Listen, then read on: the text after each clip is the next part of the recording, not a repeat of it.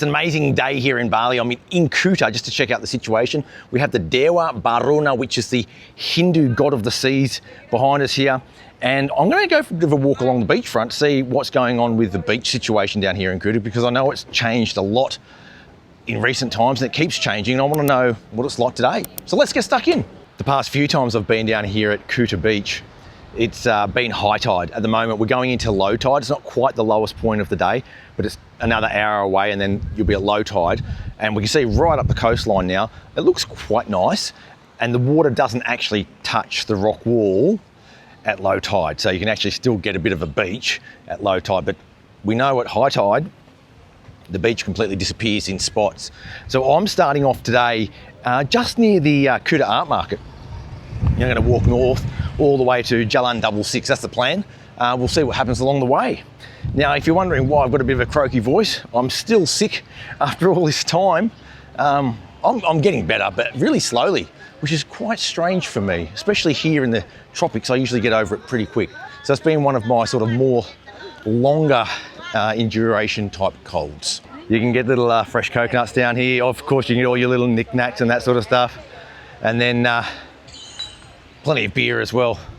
It's like it's always been, or not always been, but I mean, it's quite, it's quite relaxed down here to come and have a drink or a coconut or a beer, or, sit back and relax all day under the umbrellas. It's still very nice down here in Kuta. I'm not sure if my memory's a little bit wrong or not, but basically I kind of remember that when I first started coming to Kuta, there were not as many fixed stalls. There was, women that would sort of walk around with eskies and stuff, and they would come to the same spots most days, but I can't remember it being so fixed. But I mean, I was not an expert in Kuta, but it seems to be like these sort of fixed little bars now all the way along here for many, many kilometres compared to what it used to be. Well, have a look here. So this is sort of like what it used to be like here, and now all that sand's been washed away, and we just got the rocks there, and it's a massive drop off. Like, you can't actually access the beach just here. You have to find some steps down there because it's, it's like a cliff now rather than sort of a gentle slope. In most of my previous videos, I've started just here, which is actually where Jalan Pantai Kuta turns the corner just there. And I normally film my start here. I just started at probably 50, 100, probably 100 metres further south today, just to see if there's anything different, and there's not really. Yeah. Last time I was here, interestingly, this path, well, in the past few times I came here, the path was sort of like destroyed at one point and then reopened again. And it'll be interesting to see what's going on right now, because they've had a real hard time here, these sellers, with the way that the beach has been sort of eroded. What's nice to see though is that they've been able to get some tables and chairs down on the actual sand there. That's really nice they've been able to do that. So you can see quite a few people down there relaxing. Some of them in the sun, some of them under an umbrella. That's nice. Whereas some of these so what happened here, this all got washed away, and then they tried to build their own little platforms and things, and then they got washed away, and it's a bit of a sort of a disaster for a lot of these sellers along here, which is terrible. You can see that the path here got washed away and never got rebuilt, probably because there's no point. Hello. Good, how are you? There's a bit of sort of ocean debris there. This looks like some sort of, like a buoy or something like that. So just pounding my way through the sand here. This is sort of like the makeshift path. All the old path that hasn't really even been cleaned away. It just got washed and broken up, and then just got left there. And all the bits and pieces. It looks pretty ugly. Like, it looks terrible. Like, someone should have at least cleaned it up. But yeah, that's what the situation is at the moment. Yeah. We get across here, and it's dodgy as over here. Gotta be a little bit careful. Hello. Hello. Yep. Get across here, be careful, I don't slip down the concrete. Hello, go. Woo! No, thank you, mate. Thank you. Yeah. Of course, all the locals down here are as friendly as they've ever been. Got that real larrikin feel down here in Kuta as well, don't you? Like, especially if you've been coming here for many years, you get to know a lot of the people down here, and you can have those really, larrikin-like conversations with them. It's quite cool. There is a bit of surfing going on out there, but not much. There's a few, like the waves are pretty small, but there's probably a few beginners out there and a few lessons happening. I guess the big question for Kuta is what's the solution? And I know they're putting in some solutions down the beach, they're putting rock walls in and they're doing sand pumping and all that sort of stuff down in that area because they believe that affects the beach. And you know, we've all heard the stories about how the airport works that happened, I don't know, 5 years ago, seemed to impact sand movements. And no, thank you, mate, thank you. And so they're trying to remediate some of that. But I mean, it's pretty complicated because finding out how the sand is going to move around the place, if you get it wrong, like this happens. And that could go wrong even further. Like you could have the coast getting eroded right to the road easily. So it's a real challenge they've got here, and I do not envy them at all, at all. It's such a big job and so complicated, but they're doing something, which is nice. So you can see there's a little sandbar there. Well, you probably can't see. So there's a little sort of lateral sort of dip there, and then it goes to a sandbar, and then it goes a bit deeper out the back as well.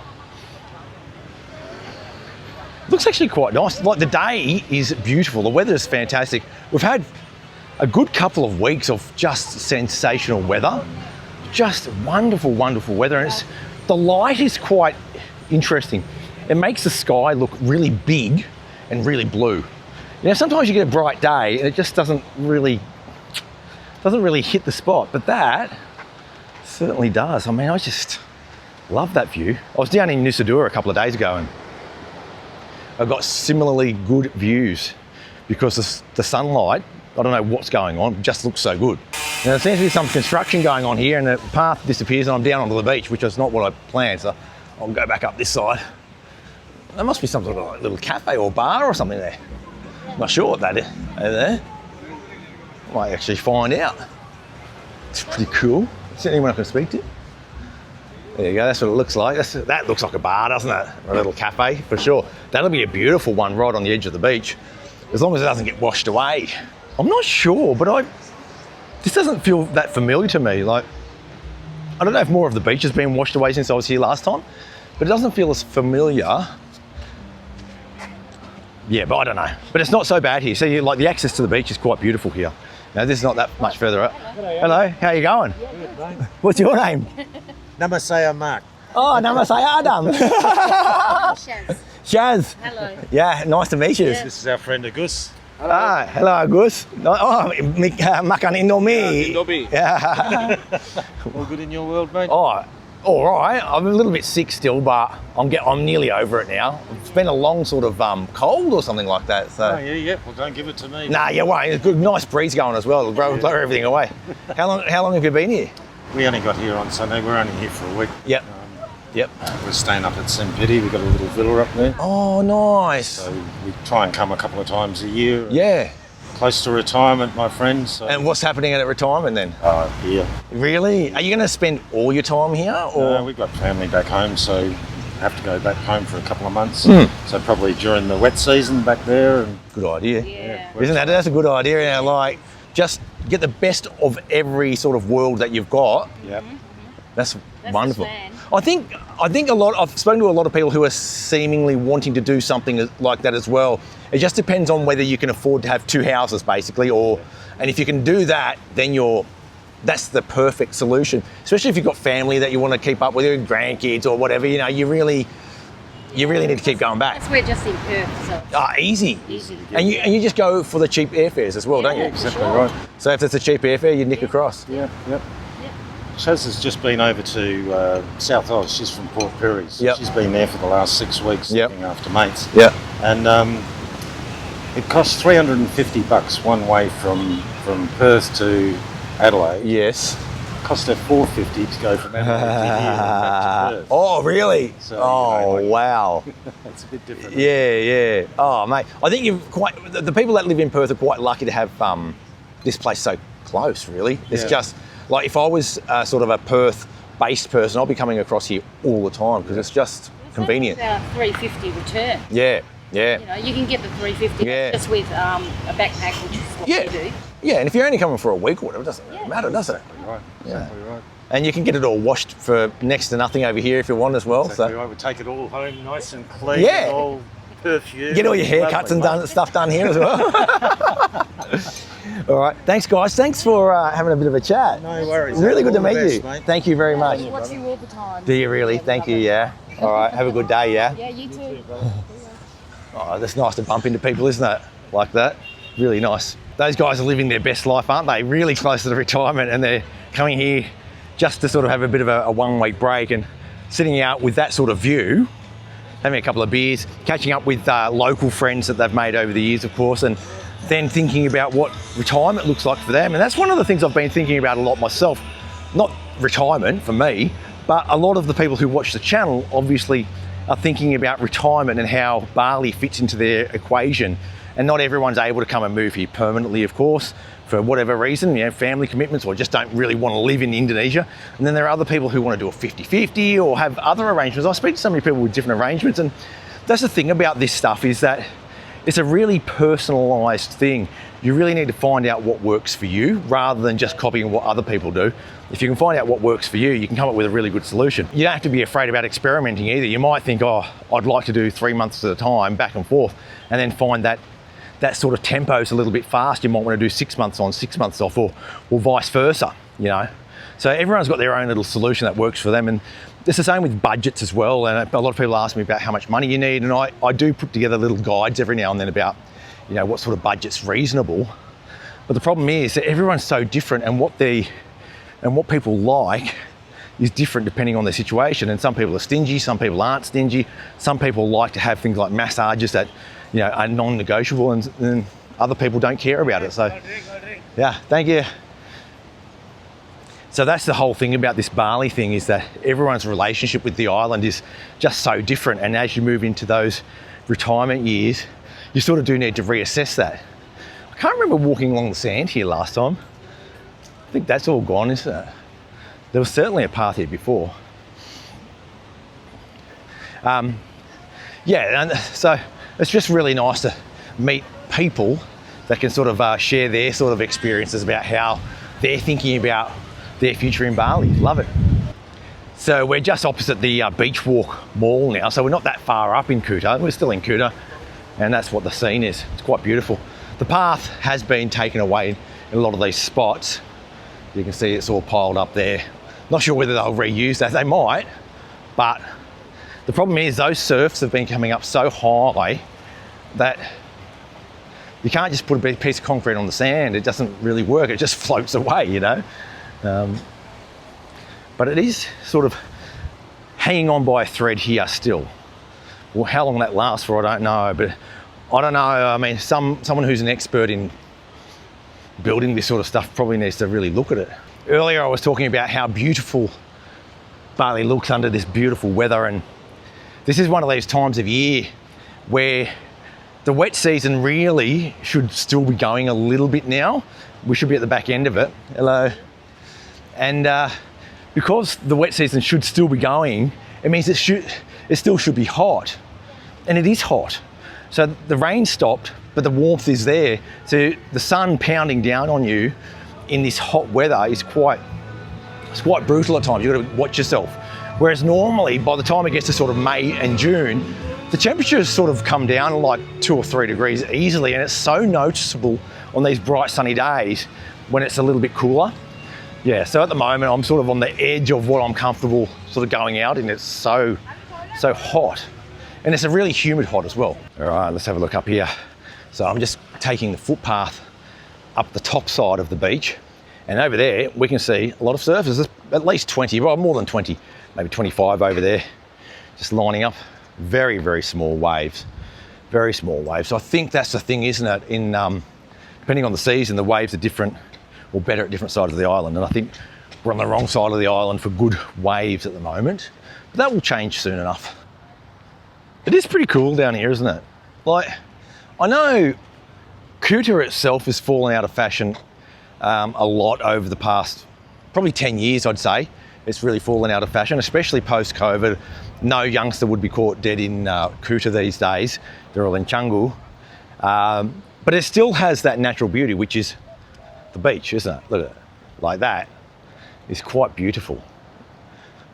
And it just goes on for so many kilometres that it's still a really good place to come for a swim and have some cheap food and drinks as well. That's the other thing about this place, is that you're not really stuck with resorts or anything. It's just money going straight to sellers. So you're having this direct relationship with locals, which is one of the best parts about Bali, isn't it? And you're tipping your money into their pockets directly as well, which I really love. Sometimes there's criticism in Bali about how too many businesses are opening up and skimming the profits from the locals. And if you spend your money directly at these sorts of people, you're giving money directly to local people, which is what tourism's all about, in my view.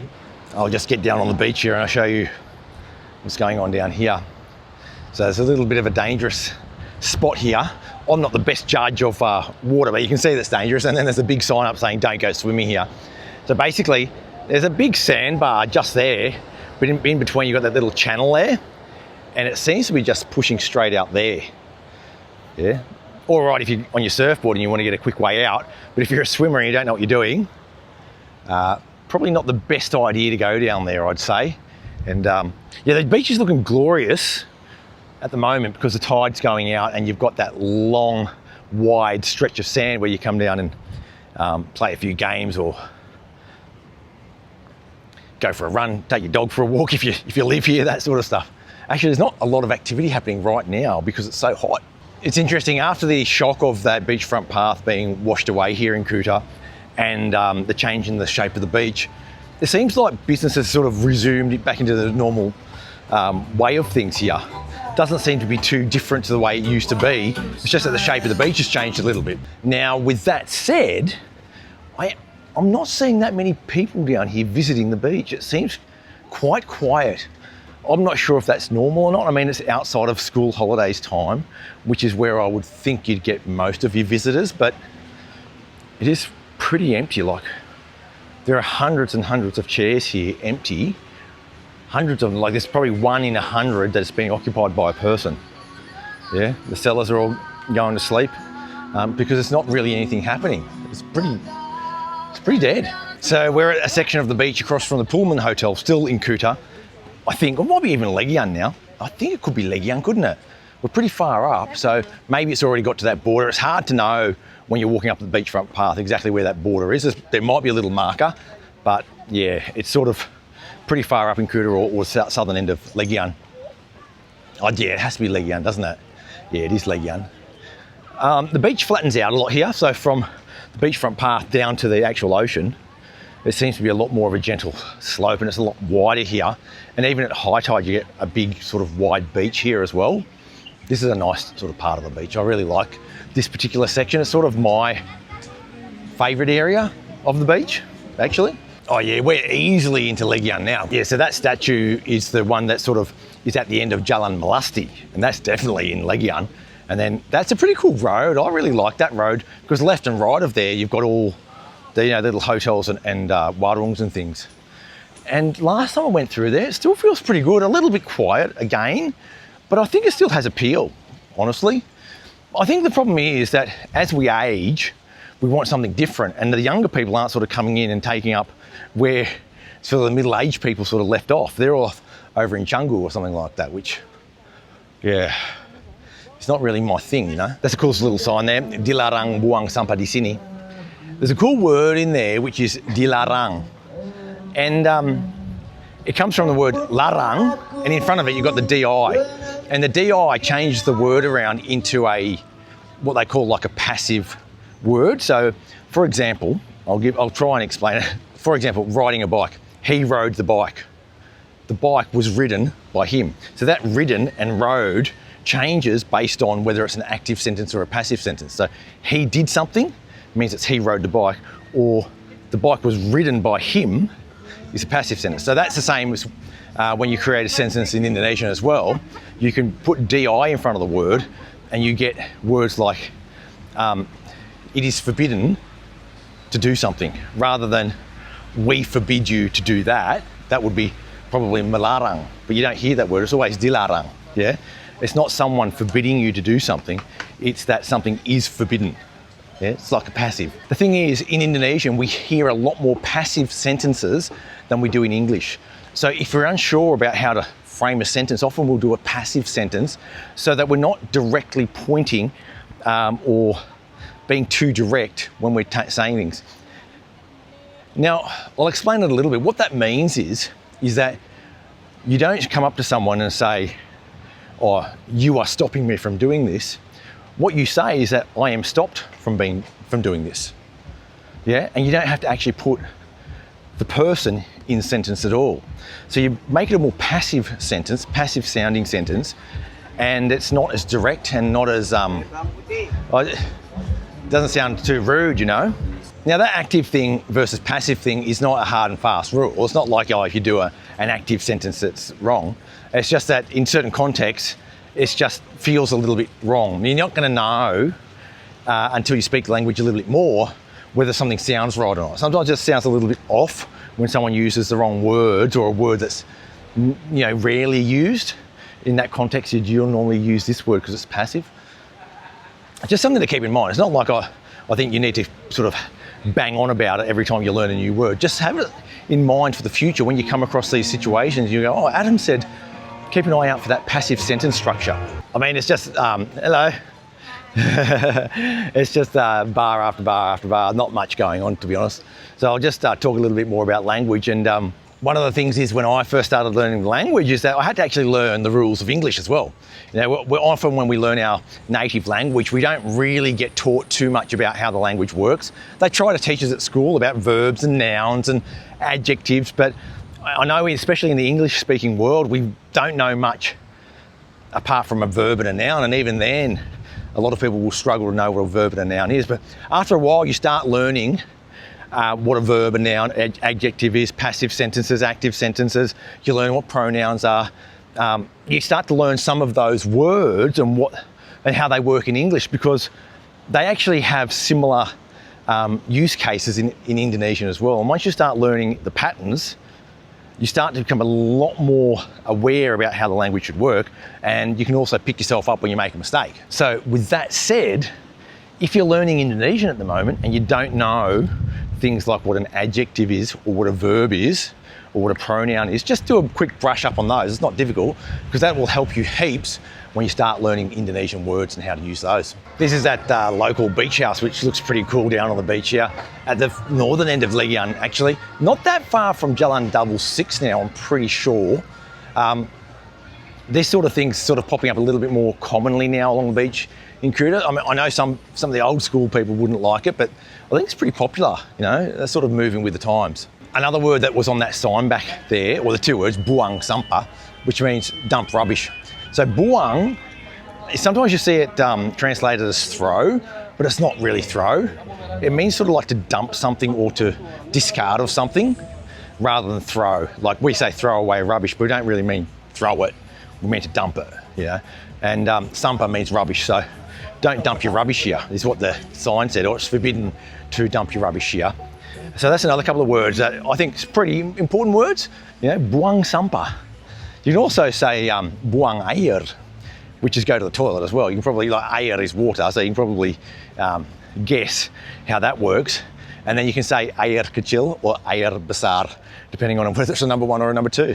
Yeah. And even in Indonesian, they will shorten buang air besar as BAB.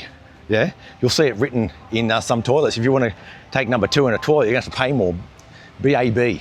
Remember that one? Just thought I'd get down on the beach again. When I go on the beach, when I go on these walks, I normally put shoes on because I have to walk so far, and my feet don't sort of cut it when I go sort of 5Ks of walking. But I just want to come down here on the beach in my shoes anyway, which is a bit funny because the water looks great, and you've got that little sandbar there. That looks really cool. Another one of those don't swim here signs, because that looks like it's treacherous out there. It looks like it's sucking straight out. But it does look pretty nice. I've got to say that beach along that direction right now looks amazing. Just amazing. Good day for it, isn't it? I guess the overwhelming feeling I'm getting down here is it's just very quiet. That's the overwhelming feeling after sort of walking now for how many Ks? 3.5 Ks, and I'm not seeing that many people hanging out here at all. It's very sleepy. I know it's hot, but people used to I thought used to love coming out into the sun and heading down to the beach in the heat as well. That's what I thought, and you're going for a dip in the ocean every now and then just to cool off, but that doesn't seem to be the thing these days. I'm not sure what people do. Maybe they just hang out in their pool and hang out around their hotel maybe, I don't know. Like you can see, there's like hardly anyone here. It's pretty sad really, isn't it? I've got to say that the rest of Bali feels pretty quiet as well. Like, except when I was at Nusa Dua the other day, it felt busy, but I've got a funny feeling that was sort of tainted by perhaps people who live in Bali going down to the beach on a Sunday. But aside from that, like Sanur feels very quiet as well. Like I went for a run this morning and there's hardly anyone around, really. Interesting. Maybe people are scared about what's going on around the world at the moment, scared of getting trapped in a foreign country. Fuel prices might be pushing up airfares or who knows, something like that. Just a note on that, there has been no impact in terms of refilling up with petrol so far for me. I've been able to put petrol in my bike, no problem. My suspicion is that if this sort of war overseas goes on for too much longer, is that one day it may just be difficult to fill up your bike. They might have to put rationing on or something like that. And if that happens and you're here, that could be quite impactful. But at the moment, like there's just very little impact, which is a little bit scary because it feels like the calm before the storm. And I guess the other thing is that petrol prices haven't gone up either. So the way petrol works in Indonesia is it's subsidised by the state. So when I first moved here, I was paying 4,500 rupiah per litre. And over the years, they gradually reduced the subsidy that was being allocated because it was just killing the state budget. And every time that happens, you have mass demonstrations from all sectors of society out in the streets. They will not cop high petrol prices. And at the moment, I'm paying, I think it's 12,500 per litre for petrol, whereas I know around the world, it's probably triple the price. So I don't know how long that is sustainable for, because people aren't sort of behaving as if petrol is a scarce commodity at the moment. Maybe it will be in the future, but at the moment, business as usual. So don't postpone your trip to wonderful Bali, especially places like this in Desa Adat Seminyak, which is where I am now, Jalan 66. Legian just down the road, and where I came from, beautiful Kuta as well. It is absolutely splendid today with this beautiful weather, and I really appreciate you coming along for the ride with me today and taking a look at what the situation is on the beachfront path down here in Legian, Kuta and Seminyak. Thanks for watching. Make sure you hit that subscribe button to keep up to date with all things Sanur and the rest of Indonesia. I'll catch you next time, and sampai jumpa.